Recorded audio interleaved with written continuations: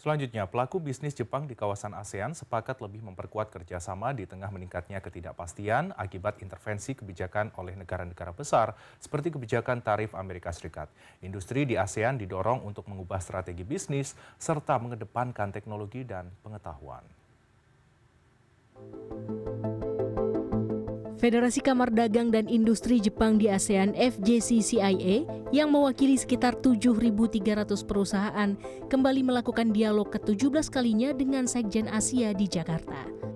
Wakabayashi Koichi, Chairman FJCCIA serta Ketua Kamar Dagang dan Industri Jepang di Vietnam, menyatakan keprihatinannya pada sistem perdagangan bebas dan hubungan dagang resiprokal atau saling membalas melalui kebijakan antar negara.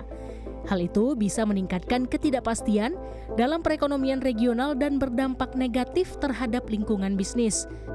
Meski begitu, perbedaan tarif bea masuk ke pasar Amerika Serikat di antara negara anggota ASEAN tidak langsung membuat perusahaan Jepang memindahkan bisnisnya ke negara yang memiliki tarif lebih rendah.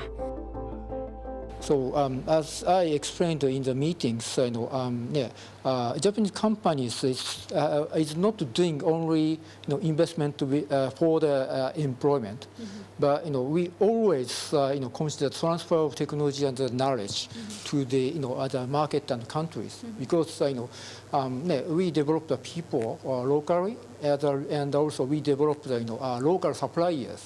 And as a result of that, we make a kind of a business cluster in each country. So in the case, it's very difficult for Japanese company to shift to the other companies for easily. But maybe other country enterprises may be different. So anyhow, this is why I want to highlight the point. This is the kind of strengths of Japanese companies in ASEAN companies. Kadin Jepang di ASEAN merekomendasikan agar ASEAN fokus pada rantai pasokan yang tangguh, ekonomi hijau dan berkelanjutan, ekonomi digital, inovasi dan teknologi berkembang, dan ASEAN yang inklusif. FJCCIA menekankan modal dan lapangan kerja saja tidak cukup bagi ASEAN untuk mengatasi jebakan pendapatan menengah. Sebaliknya, Federasi Kadin tersebut menganjurkan penerapan teknologi dan pengetahuan sebagai komponen penting untuk pembangunan berkelanjutan. Daripada terjebak dalam perang dagang, lebih strategis bila ASEAN memilih memperkuat internal dan membuka ruang dialog dengan semua mitra termasuk Jepang. We greatly value Japan's important role in upholding this shared commitment and strengthening the rules-based economic order. We recognize that our economies are facing headwinds from slowing global growth, the rising risk of supply chain fragmentation, and intensifying competition for market access and investment.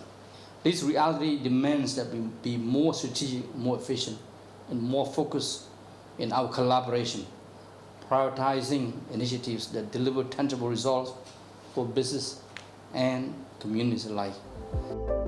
Setelah Amerika Serikat, Jepang menjadi investor terbesar keempat bagi ASEAN yang berperan meningkatkan inovasi dan teknologi di industri.